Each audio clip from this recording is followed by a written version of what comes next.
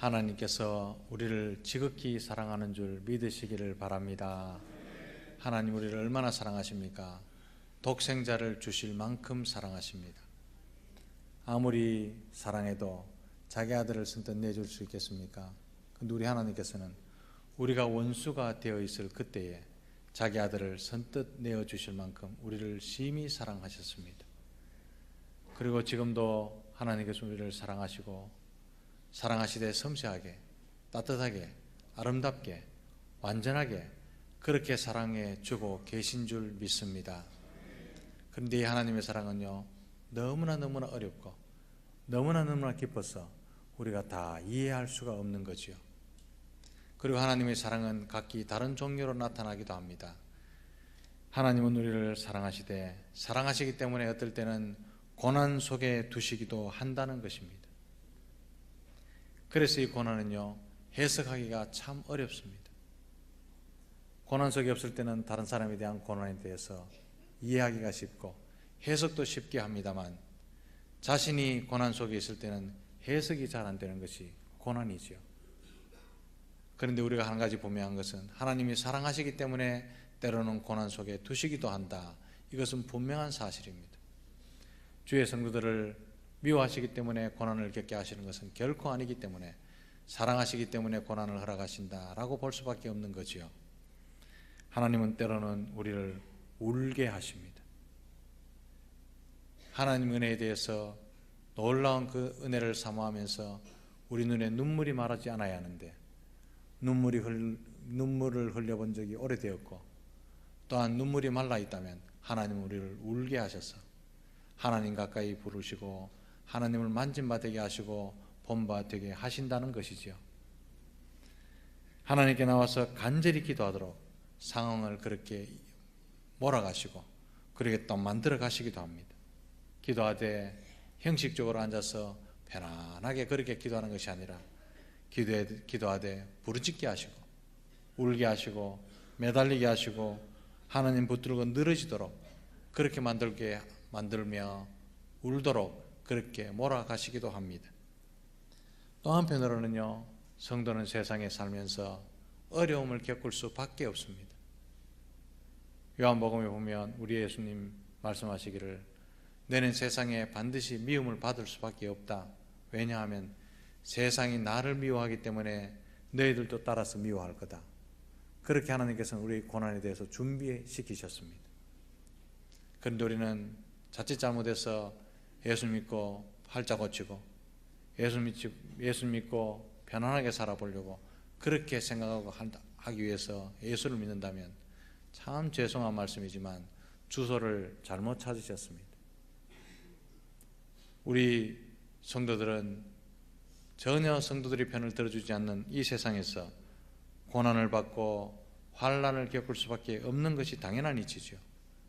세상이 예수님 편이 아니고 세상이 악하기 때문에 그렇습니다.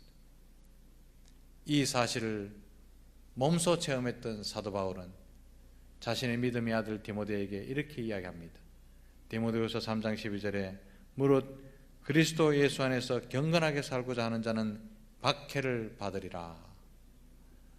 말씀으로 몸부림치고 말씀대로 살려고 무척 노력하는데 그 결과는 박해지요.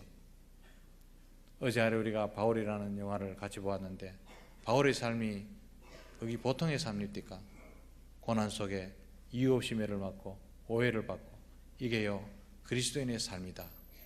그걸 대변하는 것이 사도 바울입니다. 이와 같이 성도는 고난당하는 것이 어떻게 보면 자연스러울 수 있습니다.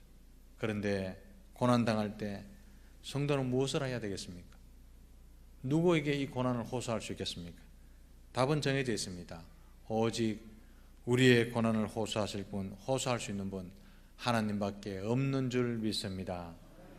이게 정답이고요. 다른 정답은 없습니다. 시편 50편 15절 말씀에 보면 이런 말씀이 있습니다. 환난 날에 나를 부르라. 내가 너를 건지리니 내가 나를 영화롭게 하리로다. 그렇게 말씀합니다. 하나님께서는 환난이 없다, 하나님 품에 있으면 환난을 겪지 않는다, 이렇게 말씀하신 것이 아니고요, 환난 날에 나를 부르라. 환난이 있을 거다. 반드시 있을 거다. 그때는 나를 찾아라. 환난이 있을 거니까 그때 나를 찾아라고 방법까지 다 말씀하시죠. 환난 날에 나를 부르면 하나님께서 일어나셔서 그 환난에서 우리를 구해 주심으로 말미암아 우리의 환난을 통해서 하나님 영광 받으시겠다라는 말씀입니다. 성경에 봐도 많은 개인의 역사 체험을 들어봐도 이런 일은요 비일비재합니다. 이스라엘 백성들이 애굽에서 종살이하면서 심한 채찍질과 고난을 당할 때 그들은 하나님께 오직 하나님께 부르짖었습니다. 고난이 세면 셀수록 환난의 바람이 강하면 강할수록 하나님을 붙들고 늘어지는 것, 하나님만 바라보는 눈은 고정되게 되어 있습니다. 환난의 바람이 불면 하나님만 바라보게 됩니다. 이스라엘 백성들 고난이 심할수록 하나님께 부르짖었다 그랬습니다. 그때 하나님께서 그들을 구하러 친히 오시고 10가지 재앙으로 그들을 이끌어내시고 홍해에서는 바다를 가르치셨으며 그들을 광야로 또한 가나안 땅으로 인도하시고 자유인을 삼아주신 그 사건은 우리가 잘 알고 있죠. 개인적인 고난도 마찬가지입니다. 프란시스라는 사람이 있습니다. 그가 중환병에 걸렸을 때 그 병상에서 하나님께 기도하면서 성 프란시스가 되는, 기도를 통해서 그는 성 프란시스가 되는 놀라운 일을 경험합니다. 또 있습니다. 우리가 잘 아는 생철학자, 기독교 사상가로도 말하는 과학자요 사상가인 파스칼도 중병이 걸렸을 때 그 병상에서 하나님을 바라보고 병이 깊어갈수록 하나님만 부르짖고 하나님만 붙들고 늘어지다가 하나님을 체험하게 됩니다. 그래서 그가 우리가 아는 파스칼이 되죠. 사랑하는 성도 여러분, 이 모두가 고난을 통해서 기도하고 기도가 만들어내는 작품들이 바로 이런 사람이요 백성들입니다. 사랑하는 성도 여러분, 고난 없는 사람 없습니다. 그러나 그 고난을 통해서 정금같이 나오는 여러분 되시기를 주님의 크신 이름으로 축복합니다. 사랑하는 성도 여러분, 고난 중에 주의 이름을 부르며 기도하는 것은 성도들의 특권임을 기억하시기를 바랍니다. 왜냐하면 우리가 기도할 때 간절히 부르짖으면 부르짖을수록 전능하신 하나님께서 반드시 응답하시기 때문에 특권인 거죠. 이 특권은요 아무에게나 줘놓고 특권이라 말하지 않습니다. 주의 자녀들에게 이 특권을 주고 이 특권을 사용해 하라고 고난 속에 몰아넣으실 수도 있습니다. 과연 이것이 하나님이 우리에게 주신 특권이구나 확신하게 되면 기도의 소리를 멈추지 않게 된다는 것이죠. 성도들이 주의 이름을 부르며 기도할 때 하나님께서는 언제든지 응답하실 준비가 되어 있음을 기억하시기를 바랍니다. 그런 확실한 믿음을 가지고 다윗은 지금 하나님께 기도를 드리고 있는 것입니다. 본 시편은 다윗이 애통한 마음을 가지고 하나님께 드리는 새벽 기도라 할 수 있습니다. 우리가 3절에 보면 여호와여 아침에 주께서 나의 소리를 들으시리니 아침에 내가 주께 기도하고 바라리이다. 이 아침에가요 새벽입니다. 새벽 일찍 그 아침입니다. 고난당하는 자 밤잠을 설치며 일어납니다. 그리고 제일 먼저 자연스럽게 새벽에 무릎을 꿇게 되죠. 하나님을 사랑하는 자 눈을 뜨면 일찍 일어나 주님께 무릎 꿇어 기도하게 되어 있습니다. 하나님을 사모하는 사람 밤잠을 일찍 깨우면서 새벽에 하나님의 음성을 들으러 나올 수밖에 없는 것이요. 이게 하나님을 사랑한다는 증거입니다. 다윗은요 환난 가운데 있었기 때문이기도 하지만 하나님을 무척 사랑하기 때문에 밤을 다 새우며 잠자리에 들지 않고 하나님께 새벽에 일어나 기도했던 사람이 다윗이었습니다. 다윗의 삶에는요 우여곡절이 정말 많습니다. 우리가 사모하는 다윗, 믿음의 조상 다윗이지만요 그의 인생은 고난의 연속이었습니다. 왕이 되어서도 고난받습니다. 어떤 때는 그냥 고난이 아닙니다. 죽음과 같은 고난을 당할 때도 있었습니다. 그래서 시편에 보면 주여 내가 죽게 되었나이다. 내 뼈가 녹나이다. 내 혓바닥이 천장에 붙어 완전히 말라들어가나이다. 이런 여러 가지 이야기로 자기 고난을 표현해냈죠. 이건요 말할 수 없는 죽음과 같은 고난을 겪었을 때 그가 하나님께 기도한 내용입니다. 그러나 그가 고난당하고 기도할 때마다 다윗이 체험한 것은 하나님께서 가만히 계시지 않고 언제나 그 환난에 개입하셔서 자신을 구해 주셨다는 사실입니다. 사랑하는 성도 여러분, 하나님께서 귀하게 쓰시겠다고 기름 부으신 다윗도 고난 속에 던져놨습니다. 극심한 환난을 겪었지요. 고난 없는 인생 없습니다. 그러나 하나님께서는 고난을 통해서 은혜를 베푸신다는 사실도 기억하시기를 바랍니다. 고난이 크면 클수록 은혜도 크게 될 줄로 믿습니다. 다윗이 환난 중에 썼던 시편들을 잘 읽어보면 고난당하는 시편들 가운데 공통점이 있습니다. 그것이 무엇이냐면 고난을 그냥 보내는 것이 아니라 기도하면서 고난을 보내고 있다라는 사실을 깨닫게 되죠. 기도하는 사람, 고난을 축복으로 바꿔놓는 놀라운 일을 경험하게 될 줄로 믿습니다. 사무엘하 22장 5절 6절 말씀을 보면 다윗이 환난 당할 때 회고하며 선시해서 고백하기를 내가 환난 중에 여호와께 아뢰며 나의 하나님께 아뢰었더니 라고 고백합니다. 고난을 당할 때 다윗은요 아뢰기만 했다. 이게 아니고요 아뢰고 또 아뢰고 응답할 때까지 일어나지 않고 아뢰고 또 아뢰고 기도하고 또 기도하고 주를 부르짖고 또 부르짖어서 그렇게 환난을 겪어 나갔답니다.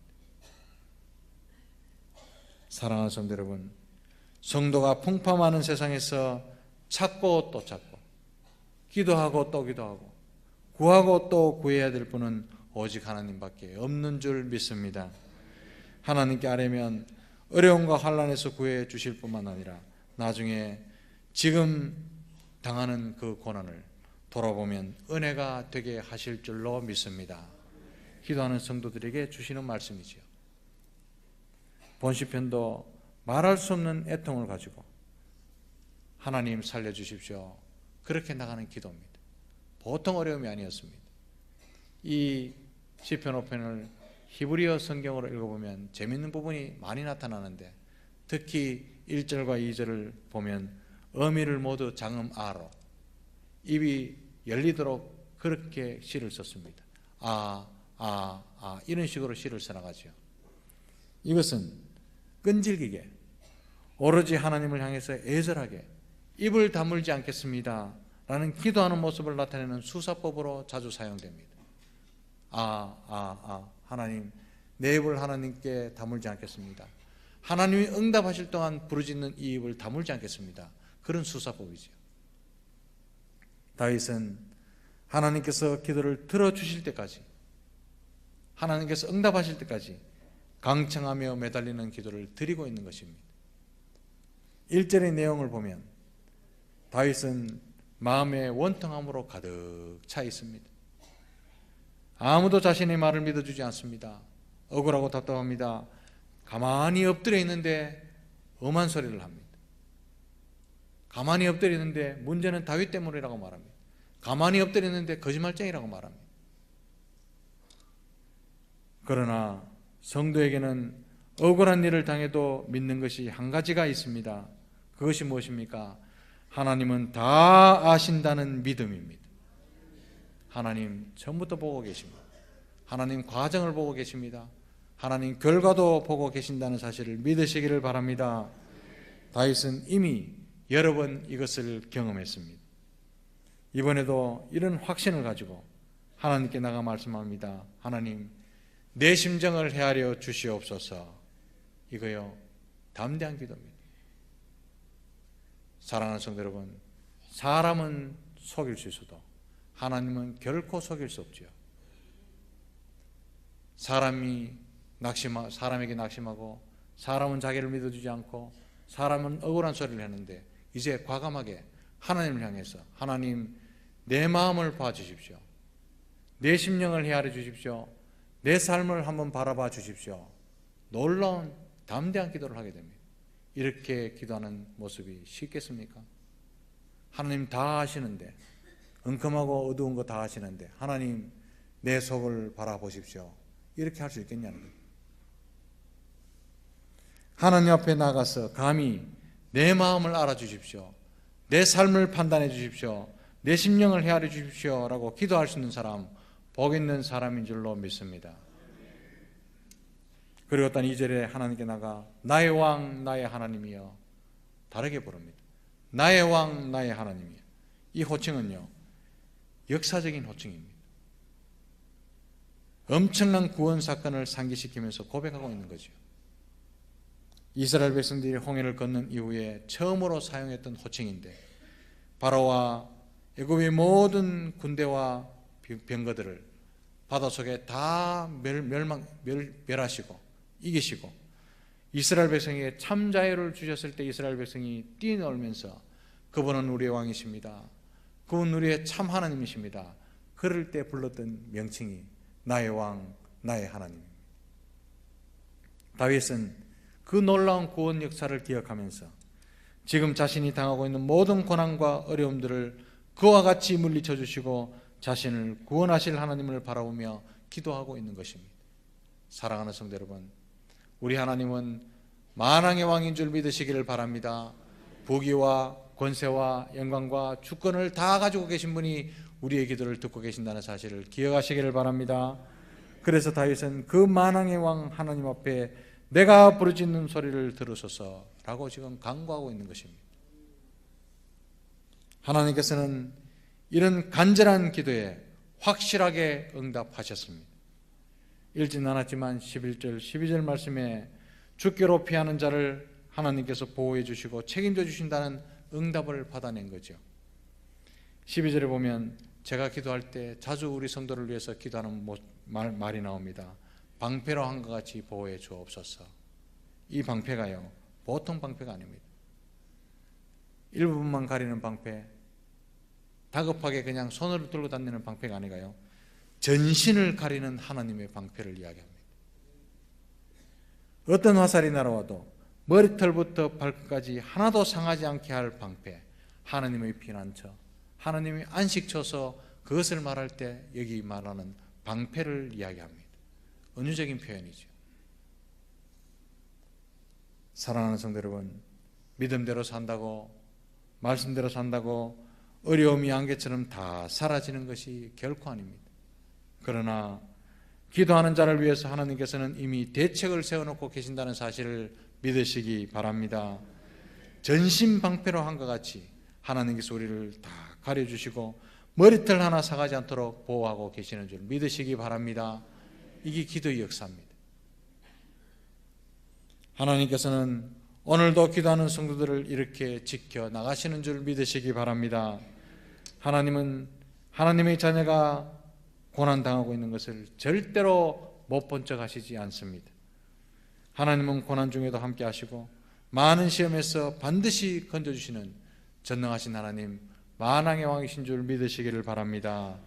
사랑하는 성도 여러분, 다윗이 체험했던 그 능력의 하나님은 그때나 지금이나 동일하신 하나님으로 저와 여러분들의 옆에 계시는 줄 기억하시기를 바랍니다.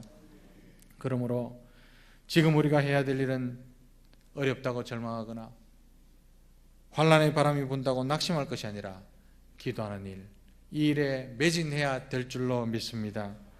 쉬지 않고 기도하고 끊임없이 기도하고 하나님을 간절히 부를 때 하나님께서 일어나셔서 우리를 도우실 줄로 믿습니다. 사랑하는 성도 여러분, 내일부터 특별 새벽 기도회가 시작됩니다. 하나님께서 함께 하시는 역사, 이 기도회를 통해서 체험하시기를 주님의 이름으로 축복합니다. 하나님께서 우리를 반드시 도우실 텐데 문제를 해결하시는 하나님을 엎드려서 실제로 체험하시는 저와 여러분들의 귀한 기도의 역사를 체험하시는 그런 시간들 되시기를 주님의 크신 이름으로 축복합니다. 기도하겠습니다.